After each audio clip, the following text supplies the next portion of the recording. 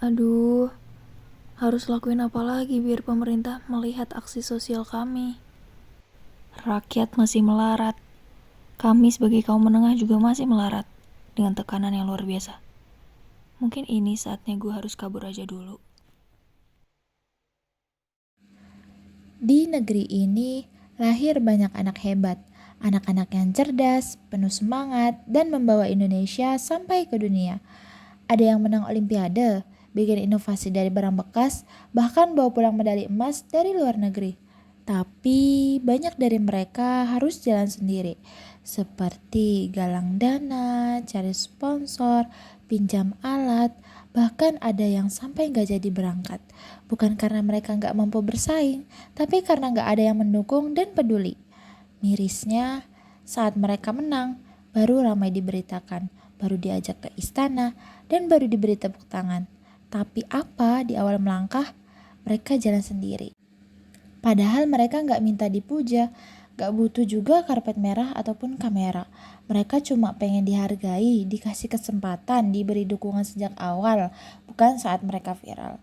Sayangnya, perhatian dari pemerintah ini sering kali datang terlambat. Anak-anak ini bukan tokoh politik, bukan juga selebritas. Tapi mereka punya satu hal yang sering kita lupakan, yaitu niat tulus untuk membawa nama Indonesia lebih harum lagi. Kalau hari ini mereka dianggap remeh, besok mungkin mereka yang bikin kita berdiri bangga di mata dunia. Jadi, sebelum mereka pergi ikut tren, kabur aja dulu untuk cari mimpi mereka ke negeri lain. Mungkin sudah waktunya kita tanya, apa kabar dukungan untuk anak-anak berprestasi di negeri ini? Maka dari itu, mari kita dukung anak-anak berprestasi Indonesia bukan hanya saat mereka menang, tapi sejak mereka mulai bermimpi. Karena dari tangan-tangan kecil mereka lah masa depan negeri ini dibentuk.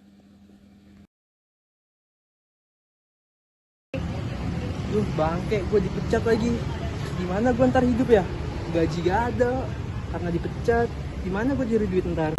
Halo semuanya, kami dari kelompok 1 kelas Pancasila D8B. Pada kesempatan kali ini kami akan menampilkan video yang bertema Pancasila sebagai sistem etika. Kami mengambil topik tagar kabur aja dulu. Selamat menyaksikan.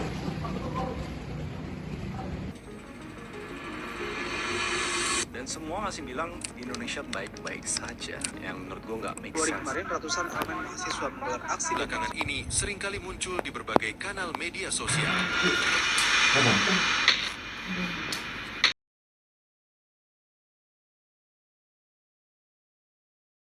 Tagar ini menjadi viral di awal tahun 2025. Di balik viralnya, tersimpan keresahan dan kecewaan mendalam dari generasi muda di Indonesia. Bukan sekedar tren, tapi ini menjadi simbol keputusan atas kondisi sosial, politik, dan ekonomi yang tidak memberi harapan bagi generasi muda di Indonesia.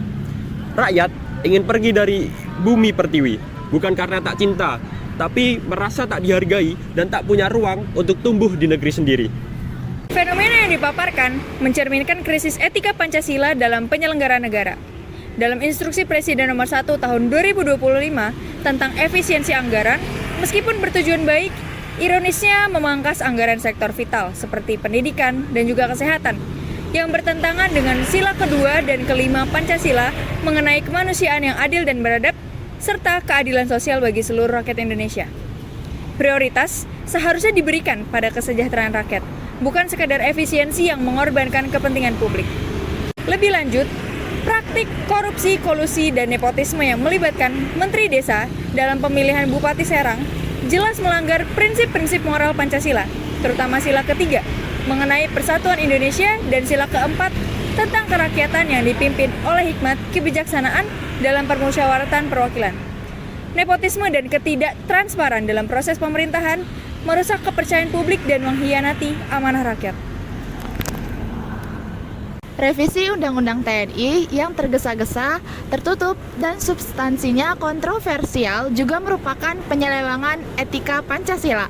Proses yang tidak melibatkan partisipasi publik dan dilakukan di luar mekanisme yang transparan melanggar sila keempat Pancasila. Substansi revisi yang berpotensi menghidupkan kembali fungsi militer dan memperkuat dominasi militer dalam ranah sipil bertentangan dengan semangat reformasi dan prinsip demokrasi yang terkandung dalam Pancasila. Dugaan teror terhadap mahasiswa yang mengkritisi undang-undang ini semakin memperkuat kesan bahwa kekuasaan tidak lagi menghargai kebebasan berpendapat yang merupakan esensi dari negara demokrasi berdasarkan Pancasila. Alih-alih mewujudkan pemerintahan yang bersih dan berwibawa sesuai nilai-nilai Pancasila, berbagai fenomena ini justru menunjukkan pengabaian terhadap etika bernegara, yang pada akhirnya mengancam fondasi demokrasi dan pemberantasan KKN di Indonesia. Lebih lanjut, praktik KKN yang melibatkan Menteri Desa dalam pemilihan Bupati Serang jelas melanggar prinsip-prinsip moral Pancasila, terutama sila ketiga. Sebagai sistem etika, Pancasila adalah kompas moral bangsa. Tapi bagaimana realitanya dalam fenomena kabur aja dulu? Idealnya, kebijakan negara menjunjung martabat manusia. Namun, rakyat merasa dianggap angka statistik. Praktik KKN dalam berbagai lembaga pemerintahan maupun non-pemerintahan adalah contoh dari terkendalanya penerapan keadilan. Kabur aja dulu bukan hanya soal ekonomi. Ini adalah jeritan etis dari anak muda yang merasa tidak didengar, tidak dihargai, dan tidak diikut sertakan. Tapi jika Pancasila benar-benar dijadikan sistem etika, maka negara tidak hanya memerintah tetapi merawat. Rakyat tidak hanya hidup tetapi merasa dimiliki. Dan anak muda tidak hanya bermimpi tetapi yakin bahwa mimpinya layak tumbuh di negeri sendiri. Kami, generasi muda Indonesia, percaya Pancasila bukan hanya simbol, tapi arah moral untuk masa depan bangsa.